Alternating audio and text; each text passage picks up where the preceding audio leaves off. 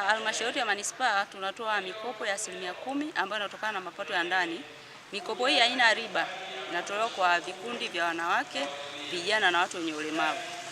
Wanawake ni wote ambao wenye umri wa miaka 18 mpaka 65 na kuendelea, lakini hao wana uwezo wa kufanya kazi. Lakini kwa makundi ya vijana ni vijana kuanzia miaka 18 mpaka 45 kwa wale wa kiume, lakini kwa wanawake vijana wa kike ni miaka 18 mpaka 45, lakini anaweza kuendelea na vikundi vile vya wanawake vinavyoendelea ambao miaka yao haina kikomo.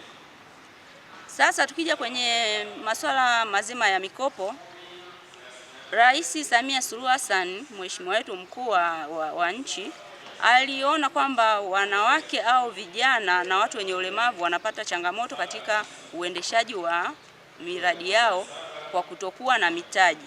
Ndio maana akaleta hii mikopo ili kuweza kuwainua kiuchumi na waweze kuendeleza familia zao, lakini pia kwa vijana kutengeneza ajira, kwa sababu mikopo hii haina riba na unarejesha kwa muda wa miezi 12, miaka miwili ambao miezi 24, lakini pia mpaka miaka mitatu. Inategemea na jinsi gani ambavyo umewekeza. Lakini pia viwango vya mikopo ni kuanzia shilingi 500,000 mpaka milioni 150.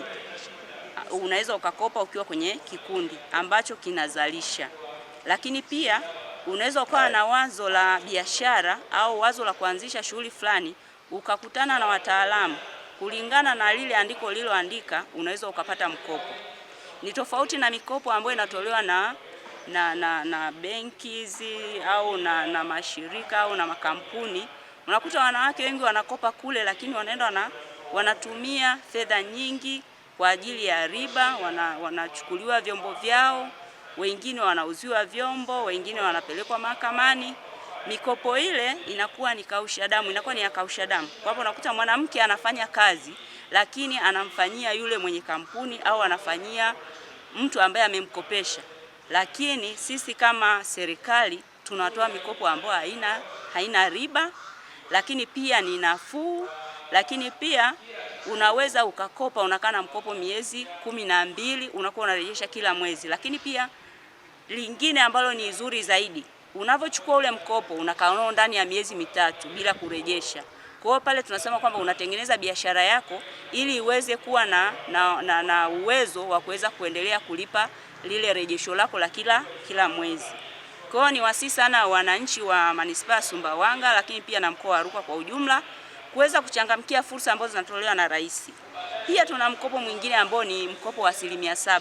Mkopo wa 7% ni kwa ajili ya wajasiriamali wadogo, yani wale wafanyabiashara wadogo, mtu mmoja. Mikopo hii inatolewa pale tu unapokuwa umejisajili kwenye mfumo wa wafanyabiashara. Ukishapata kitambulisho unawasilisha katika benki ya NMB, kwa sababu tunafanya kazi na ubia wa NMB na benki ya NMB. Kwa hiyo tunavyokusajili sisi kama halmashauri, tunakuelekeza uende kwenye benki ya NMB, wanaenda kukagua shughuli yako kulingana na zile taratibu zao za kibenki. Lakini unapata mkopo ukiwa mtu mmoja na unaweza ukarejesha na kuweza kupata faida na kuweza kujikwamua kiuchumi.